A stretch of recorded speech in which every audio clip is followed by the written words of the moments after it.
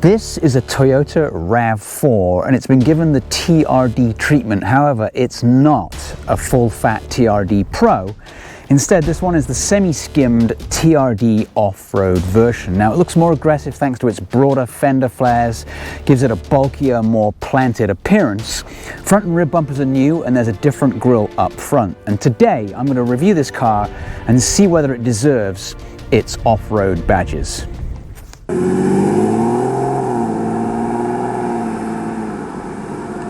So let's not get confused here. The TRD Pro means that Toyota went to town on the vehicle, adding all the bells and whistles possible for off-road practicality.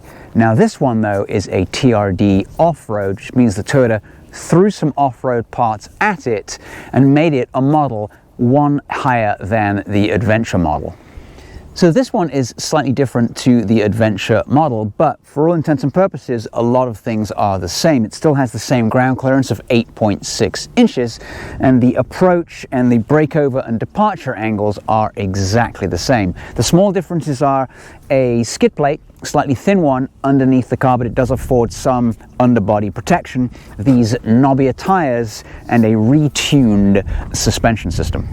So the RAV4 TRD Off-Road uses Toyota's dynamic torque vectoring system, so it can pass 50% of its power to the rear wheels. It can also shuffle it side to side when conditions get a little tricky. For most part though, it is a front wheel drive vehicle and the rear will kick in only when it feels that slippage. So don't mistake it for something like the all-wheel drive system that you get on a TRD Pro version of a Tacoma or a Sequoia or a 4Runner. So as I mentioned earlier, it does have these knobbier tires. They're Falcon Wild Peaks 255 60s on these really nice matte black 18-inch wheels, which helps differentiate it from that Adventure trim that I spoke about earlier. Haven't taken it off-road yet, but we will, and we'll let you know how it does. So sadly, in this particular trim, Toyota only offers one engine option. It's this 2.5 litre naturally aspirated 4-cylinder. It's got 203 horsepower, 184 foot-pounds of torque. You'll be very familiar with this engine. It's in the Camry. I wish it were available in Prime, plug-in hybrid. That would be nice, but you know, it's pretty decent for what it does. It's not fast, 0 to 60 in about 8.5 seconds, and I would imagine on the highway you're going to get around 27 miles to the gallon, but it isn't as good as the hybrid version would be. It's got a pretty decent amount of space in the back, about 39 cubic feet of space with the seats up.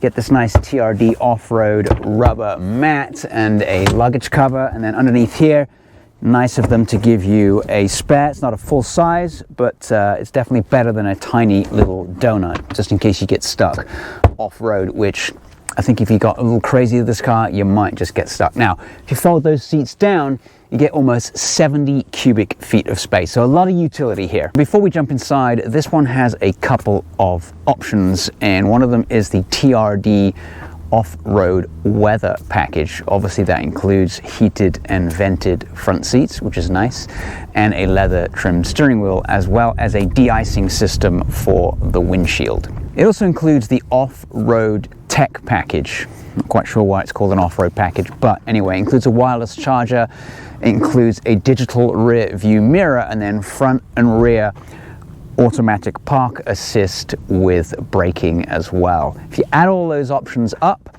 you're at around $40,460 for this particular car. So in the back, you get quite a spacious area. This seat's actually pretty much as far back, not quite as far back as it will go. You get these nice rubberized mud mats, which is great because my shoes are filthy. It's so muddy out here after the rains. Not too bad in the headroom department. And then you get a couple of cup holders. These seats are pretty decently comfortable. Swipe clean. This is a little bit of leather as well that you get, but all in all, it's not a bad place to be. And then you also get a sunroof at the front as well. So up front, things are pretty good in here. I really like these seats actually. They've got a lot of bolstering, which is unusual because it doesn't really go that fast to be able to make you slide out of the seat, but it works great. Leather covered steering wheel as part of that package I mentioned earlier, and your typical solid Toyota build quality in here. And it's also packed with a decent amount of tech. All right, so to keep everybody charged up inside the car, you get 5 different USB ports. You also get Android Auto, you get Apple CarPlay, you get Amazon Alexa compatibility as well. This has the upgraded touchscreen. This one's the 8-inch touchscreen. And then you also get an 11-speaker JBL sound system. Now the touchscreen's great. It works pretty good. It's pretty decently quick. You can move around the menu, you can go to your phone, audio setup, etc. You can customize different things like your audio and your voice, home screen settings, all that good stuff. It's fairly good. It's not the best system I've ever seen. So down here you've got your physical HVAC. You've got these sort of rubberized controls, which I kind of like. And then below that you've got your traction control off, heated and cooled seats, and a blank button for I don't know what. In the back here you've got your 12 volt and your USB that I mentioned earlier, and then this is all very bright shiny red here, and then you can throw your phone in there. And a little bit further back here you've got a stubby little gear shifter right there, parking, brake, your hill hold, and then you've got 3 different modes for regular road use: eco, normal and sport. Sport doesn't really make it any quicker, but that's kind of what you get for 203 horsepower. And then back here you've got your off-road stuff, so you can do mud and sand, or rock and dirt, even snow, and then there's a hill descent control piece right there. So we will test that later on, and let's see how this car does. Down here you've got 2 decent sized cup holders, and they work pretty well. They're not as maybe grippy as some.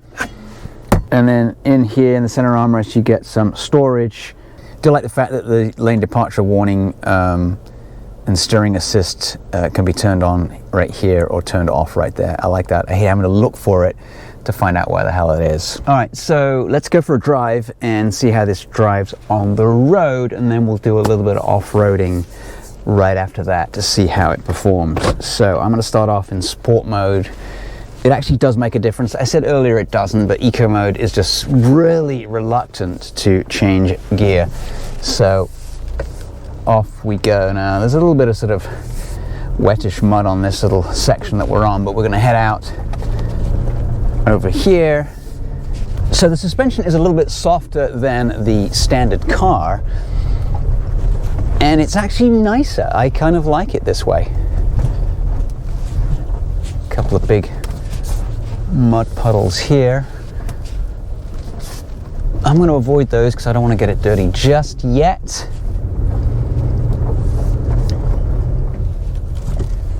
All right, so back onto paved road here. You can hear the mud in the tires. Quite loud. Anyway, so it's a RAV4. It does what a RAV4 does. It ain't a sports car. It's not fast. 8.5 seconds to 60. It's not fast. Again, I wish it had the prime engine electric motor combo, but it doesn't. Hopefully Toyota will do that one day. But in the meantime, this is quite a pleasant car to drive, and it's quick enough that it can match most of its competitors. Something like a Subaru Forester would be on my list, as well as this one. This has the famed Toyota reliability, and of course it's naturally aspirated, so I don't think you're going to see any problems with this particular engine. Now, despite the fact that the tires are slightly knobbier, it rides really quite smoothly, and as we'll see in a minute, I've driven it a little bit on roads, and it doesn't seem to roll too much. And even if it does, who cares, right? The only downside is the engine is a little buzzy. So stick your foot down and you certainly find yourself not being able to listen to the radio without turning it up. But overall sort of noise vibration levels are pretty damn good. Put your foot down. It's quite quick. That's because I'm going downhill. Uphill would be slightly slower, I'm sure. But handling wise, steering's nice. You can't really feel what the wheels are doing, but it's pretty direct. And and it's definitely got enough go so I can get to soccer practice as fast as possible, either on road or off, of course. All right, so let's cut to the off-road footage that we took earlier, and we'll let you see how this thing does. This one is our mildest test. Yeah, a little bit to the left. Slow.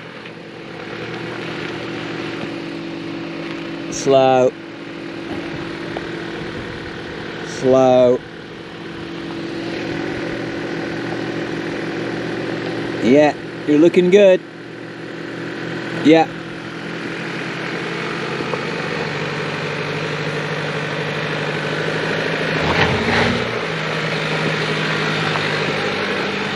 Were you in mud and sand mode? Yes. Yes, I was. Excellent.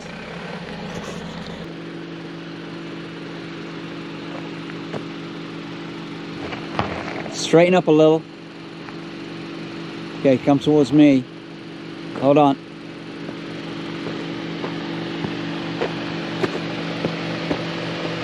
Okay, the rear wheel's in the air. All right. All right, take it slow. Stay straight. All right, your wheel's still in the air. Keep going. You're okay at the front. All right, your wheel's back on the ground. All right, hold on. Let me check the front.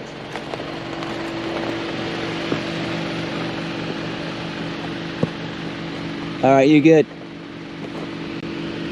Slow. Slow. Okay, you're good.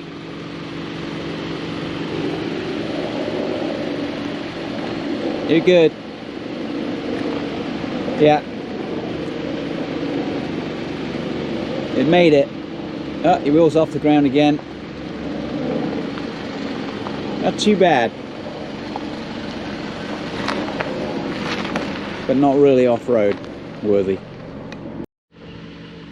Alright, let's test it out on this rocky section here. Alright, let's go.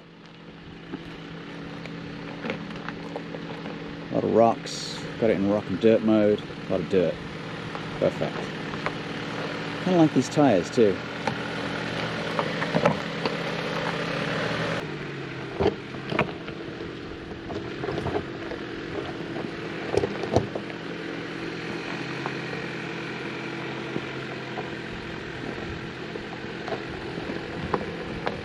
Slow.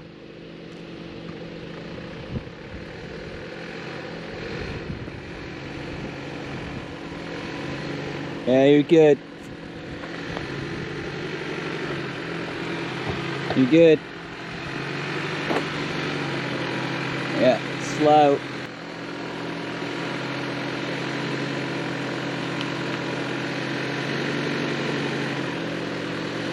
All right.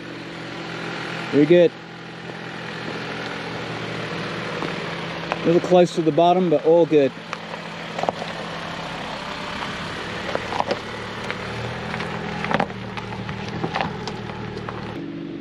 So this is one of our favorite hills here, and the ruts are really deep because of the recent rain. So we might have to take the car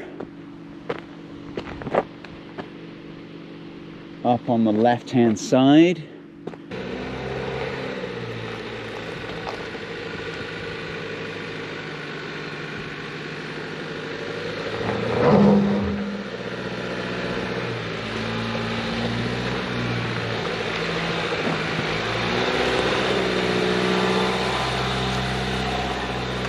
Look at that RAV4 go. Holy shit. And the Subaru Outback Wilderness failed that. Oh. So all I can say is here, better tires on this car. Right. And it's a little damp. You seem to get more traction versus dusty, and yeah, it spinned its wheels a little bit, but it did a better job, slightly better conditions than the Right. than the Subaru did it in. Yeah. It's a shame that Subaru had such crap tires. Exactly. It's really annoying. Anyway, onwards.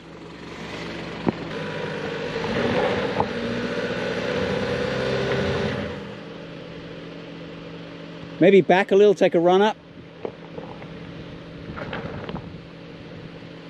And watch out on that side, there's a super sharp rock right there.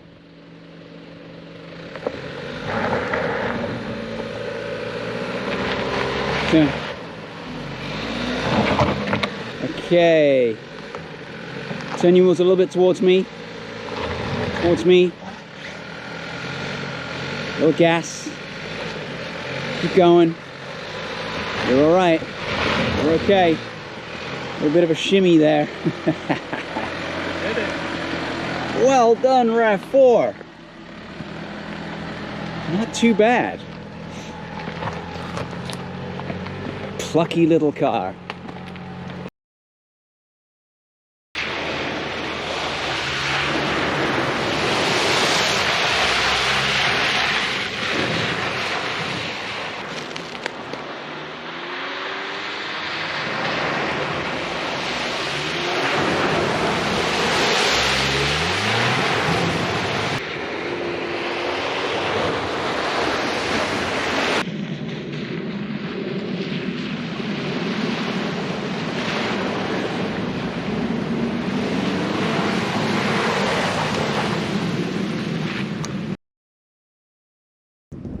Unfortunately, that last piece of water we went through, there was a loud noise, and it looks like the bumper has caught the water and popped it out a little bit, and then one of the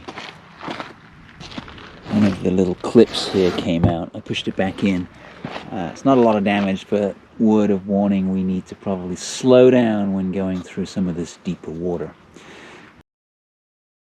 Alright, so what do we think? Well, I like the RAV4s. It's a solid car. The RAV4 Prime in particular is one of my all-time favorites. That's a hoot to drive.